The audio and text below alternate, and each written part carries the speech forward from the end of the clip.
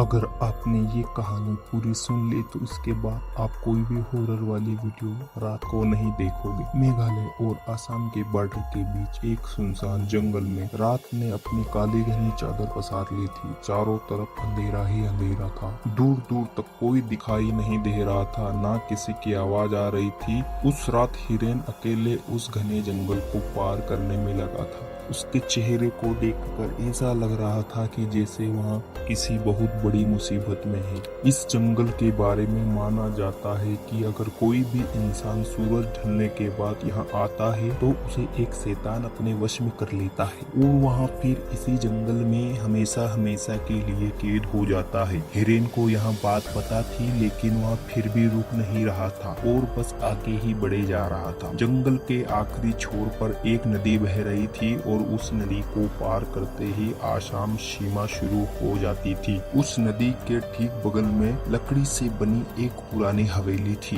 हवेली के आगे एक बोर्ड लगा था जिस पर लिखा था वशीकरण बाबा। गांव के लोगों का मानना था कि उस हवेली में कुछ अजीब है। वहाँ ऐसी शैतानी ताकतें हैं जो हवेली में रहने वाले बाबा के वशीकरण मंत्रों से इस दुनिया में आ गई है। 32 साल का हिरेन अब उस हवेली के ठीक सामने खड़ा था और जोर जोर से हाफ रहा था। उस हवेली के दरवाजे पर एक बड़ा सा चौकोर निशान बना था, ठीक वैसे ही जैसे किसी तंत्र मंत्र की किताबों में होता है। रेन ने हिम्मत जुटाई और दरवाजा खोला और अंदर उसने देखा कि एक बेहद अजीब सा दिखने वाला बाबा कुछ हड्डियों की पूजा कर रहा है। इससे पहले कि ये चीज आपके साथ हो, इस वीडियो को लाइक और सब्सक्राइब कर देना और कमेंट में सेफ लिख देना। बाबा की नजर तुरंत हिरेन पे गई और वहाँ जोर जोर से बड़े ही डरावने अंदाज में मंत्र पढ़ने लगा। हिरेन बाबा को देखकर घबरा गया था। उसे पूरा किए बगैर ही वहाँ कहीं नहीं जा सकता था। पर आज से 2 दिन पहले हिरेन की शादी को 5 साल होने आए थे।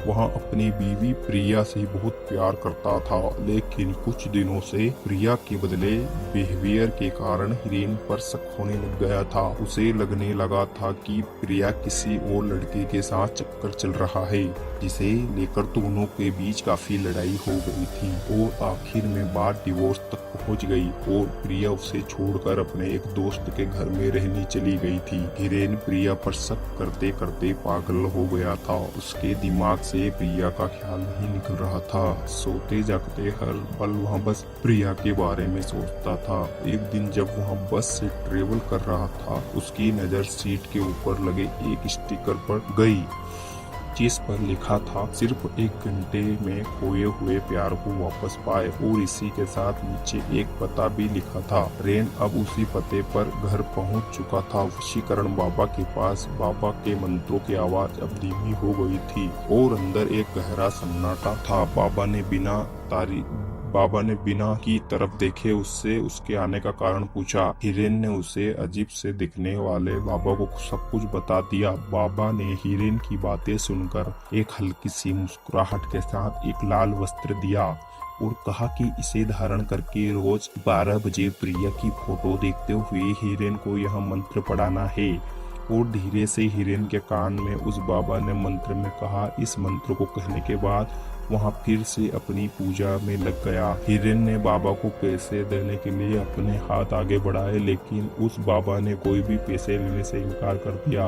हिरेन वापस जंगल के रास्ते जाने लगा। इस बात से ताजुब ही कर रहा था कि अचानक उसे ऐसा लगने लगा कि जैसे उसके कोई पीछे पीछे चल रहा है। अनजानी रात में गांव की कच्ची सड़क पर चलते हुए उसे ऐसा लग रहा था किसी अनजान शक्ति की उस पर निगरानी हो। वहाँ जितनी तेज चलने की कोशिश कर रहा था, उसके कदम उतने ही धीमे पड़ रहे थे। रात के 12 बजने से कुछ ही मिनट रहते हिरेन अपने घर पहुंचा। उसने पर्स से प्रिया की तस्वीर निकाली और बाबा का दिया हुआ लाल वस्त्र पहनकर वशीकरण बाबा के मंत्र का उच्चारण करने लगा।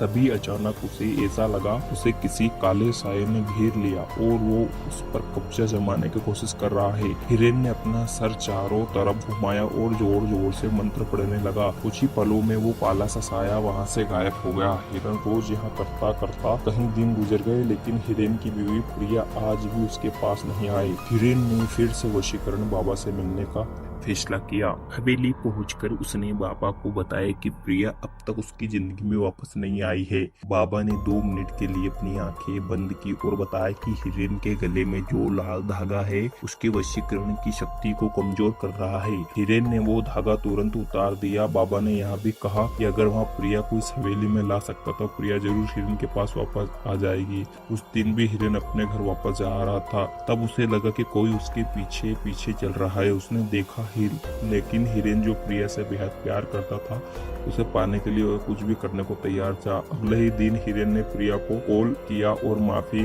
मांगने के बहाने प्रिया को उसी जंगल के पास शाम को मिलने को कहा। प्रिया ने कुछ पल सोचा और फिर मिलने के लिए मान गई। इतने दिनों बाद वहाँ दोनों आज पहली बार मिल रहे थे। बात करते करते हिरन प्रिया को हवेली के पास ले गया। जैसे ही प्रिया हवेली के पास पहुंची उसने एक अजीब सी घुटन महसूस होने लगी थी।